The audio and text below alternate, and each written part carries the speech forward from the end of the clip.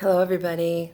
I am a couple days late announcing the Kratom winner, but it's Brandy L. The number was 79, and you came closest. Congratulations. Get at me with your address. All right, I want to talk to you guys today about something. I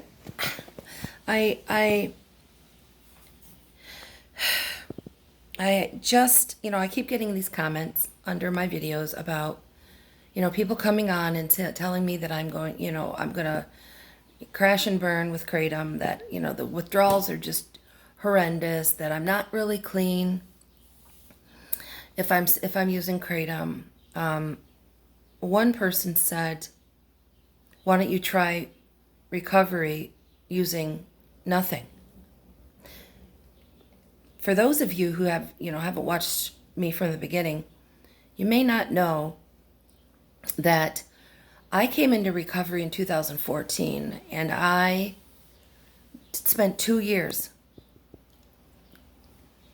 doing nothing. No Suboxone, no Kratom. I didn't even know Kratom existed. I didn't know. But I spent 2 years white knuckling it and on the verge of suicide or relapse for 2 years. My boyfriend, he's worked in the recovery community as a counselor, drug counselor. He's worked in halfway houses. He was against Suboxone. He was anti-Suboxone.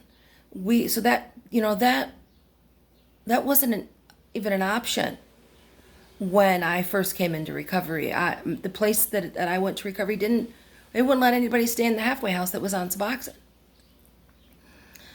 So 2 years I suffered. I was doing everything right, going to meetings, sponsoring people, developing a spiritual life, doing everything I knew was, right, and that everybody suggested that I do. Was following the program, was following the instructions. My brain just was not having it. It was not resetting. And after 2 years, my boyfriend and he saw how much I was suffering. He was an alcoholic. He's got like almost 14 years sober now. He saw how much I was suffering. And he and I discussed Suboxone. We went back and forth. Should I, shouldn't I? Should I, shouldn't I? I decided to go to a local outpatient to get on their Suboxone program. I was desperate. I was on it for a few months and leaped off. It wasn't for me. Leaped off, and I almost relapsed. And went back on it for a couple months. Discovered that I could no longer, my financial situation changed. I was paying an arm and a leg for a Suboxone doctor because, listen, it's a long story. Go back and look at my videos, but I ended up having to go to a Suboxone doctor, and he charged $250 every 3 weeks to get my script. I could not afford it. And so, and Suboxone just didn't do for me what I thought it was going to. And so then I discovered Kratom, and I weaned myself off Suboxone with Kratom. And that was like over 3 years ago. And maybe 3.5 years ago. And I've been on Kratom ever since. And so it's not like I've not tried recovery without anything. Okay? I take minimal amounts of Kratom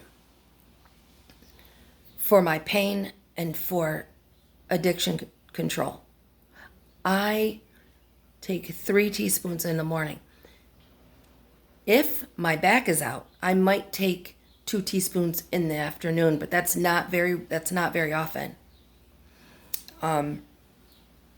Because I don't want to build some huge tolerance to it. I want to use the less as possible. There are so many people out there that abuse everything. And if you are going to abuse something, you can't blame that substance because you abused it. If I were to stop Kratom today, I didn't take my 3 teaspoons in the morning, I don't know what would happen. I doubt very highly that I would go into withdrawals because when I reset and I only take 1 teaspoon for like a week or so, when I don't take the 3 teaspoons, I don't have withdrawal. I just do not have it. Maybe I haven't been on it long enough. Maybe 3.5 years isn't long enough to build, your body to get addicted to it. Maybe it's because I only take a small amount a day.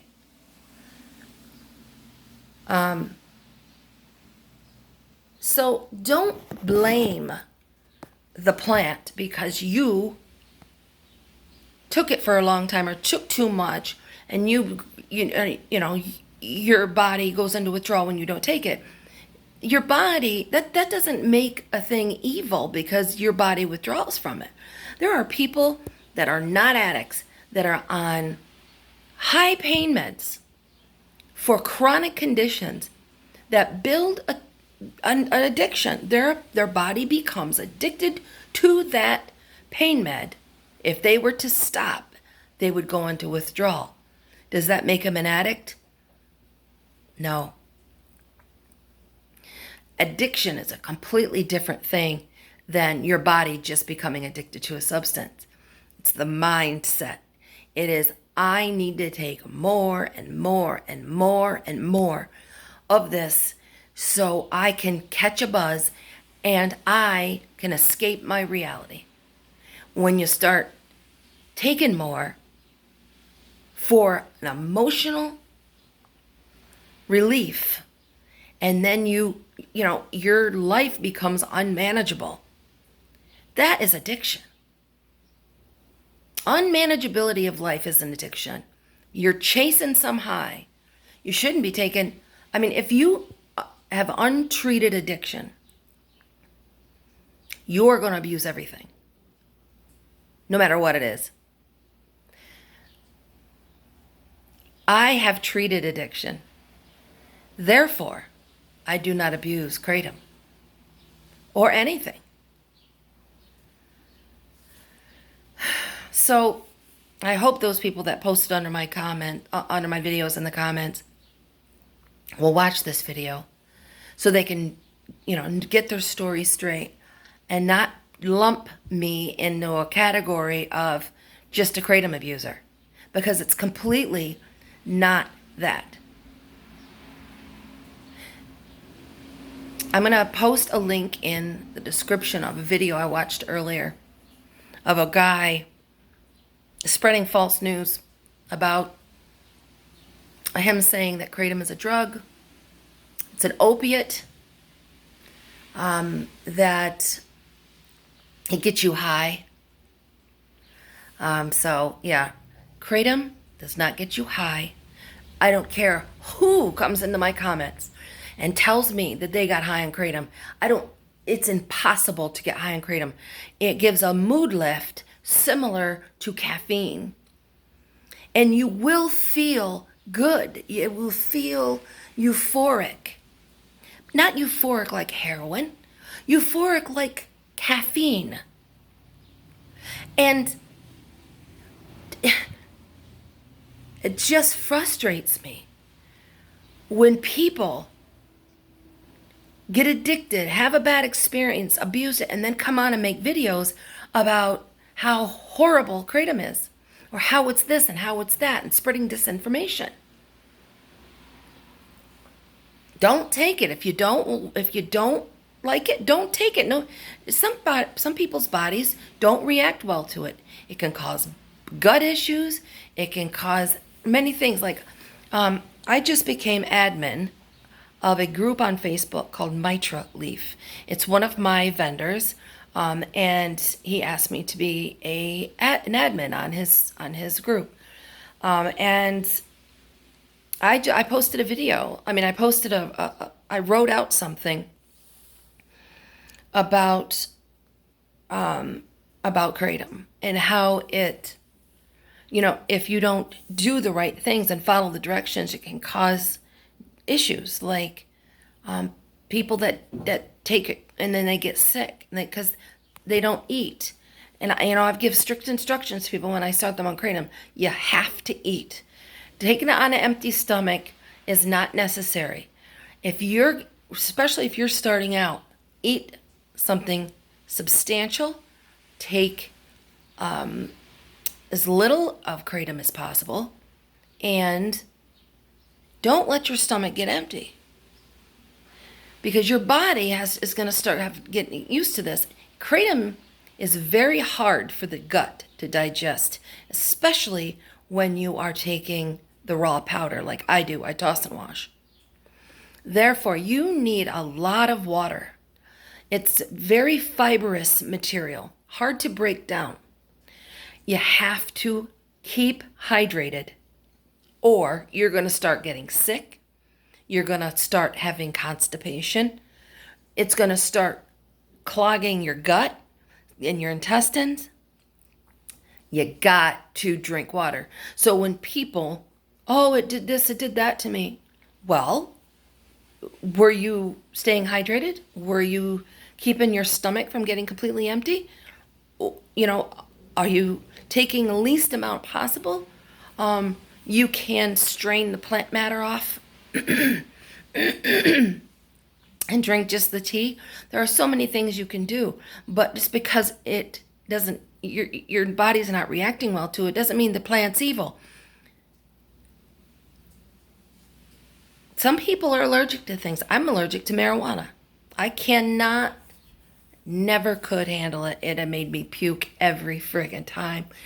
It made me feel like it was awful. I hate it.